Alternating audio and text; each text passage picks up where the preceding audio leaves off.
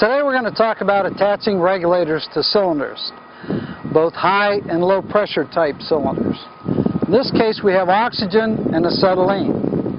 Always remember, whenever dealing with fuel gases and oxygen especially, you want to make sure that you have approved fire extinguishers nearby.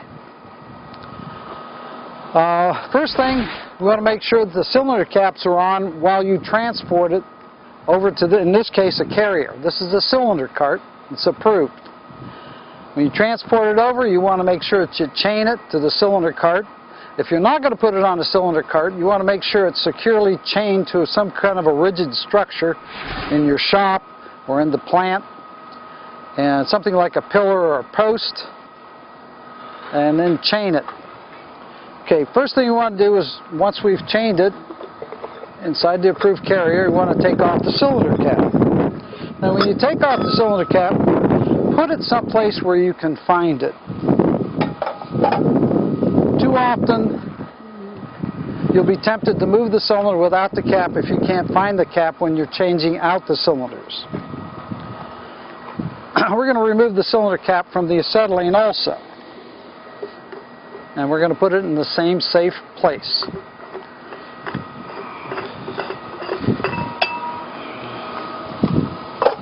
Once the cylinder cap is removed, you have to remember, during transportation there are holes in the cylinder cap, and you can get contaminants like dirt and debris through the holes, and during transportation or storage the debris might end up in the cylinder valve.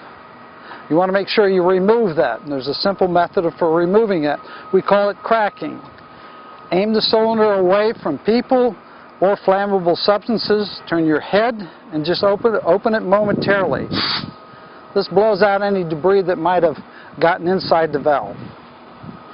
On the fuel gas cylinders, we don't want to crack them because it is a fuel gas. What you might want to do is clean them out with a clean, dry cloth. Make sure there's no debris inside the valve. Always remember, debris is the enemy of a regulator. Okay, once the valve is cracked, the cylinders are secure, we want to attach the regulator. In this case, we're going to put the oxygen regulator. Whenever attaching a high pressure type regulator especially, you want to make sure that there's no damage, so inspect your regulator. Make sure that the T-screw is turned out, loose, so there's no pressure on the spring.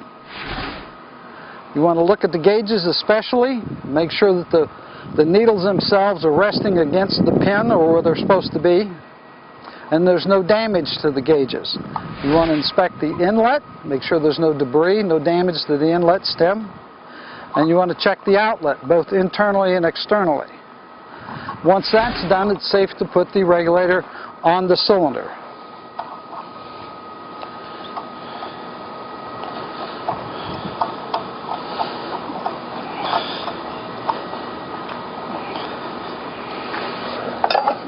Once the regulator is on the cylinder, you got it adjusted for your height.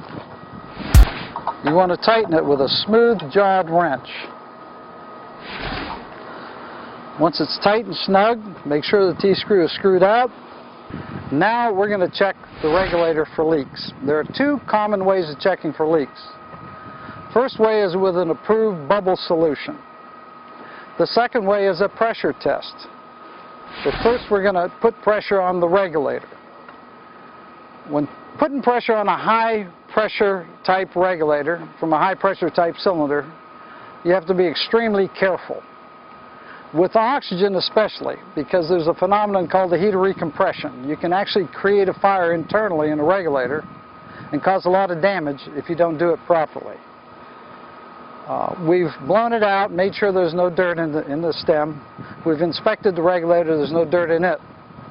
Now, what we're going to do is open up the cylinder, but we're going to do it slowly. First, we're going to make sure nobody's in front of the regulator or behind the regulator. And we're going to stand with the valve between us and the regulator itself, the cylinder valve. Turn my head slightly and turn it on very slowly. Once we have it on, I'll check, make sure we have pressure on the inlet gauge. Once we do, we're going to shut the cylinder off again. Now it leaves a bubble of compressed gas inside the regulator, and we'll be able to check this regulator for leaks. From the inlet stem to the connection to the body of the regulator, the high pressure gauge connection, and the internal seating mechanism inside the regulator. If the pressure does not drop, I know I have no leaks. Now, the alternative method is using a bubble solution. I'll put a bubble solution near the inlet of the gauge, the inlet of the regulator, the body stem connection, and I'll observe. There are no bubbles, so there are no leaks.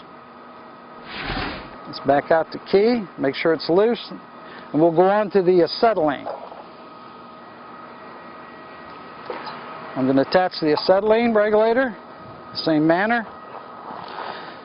And quite often, most fuel gas regulators are left-handed connections. So make sure you turn the nut in the proper direction.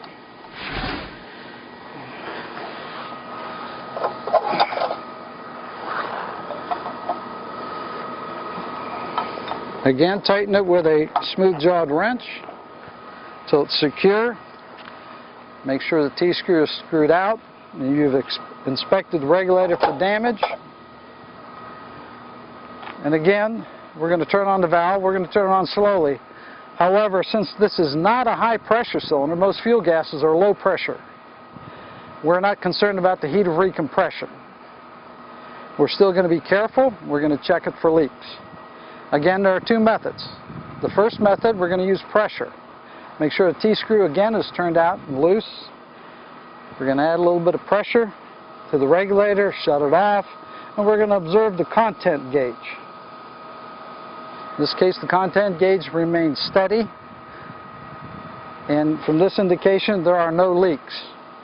The alternative method, again, is by putting some bubble solution first on the gauge inlet, the inlet to the regulator, and the connection at the cylinder. Again, there are no leaks.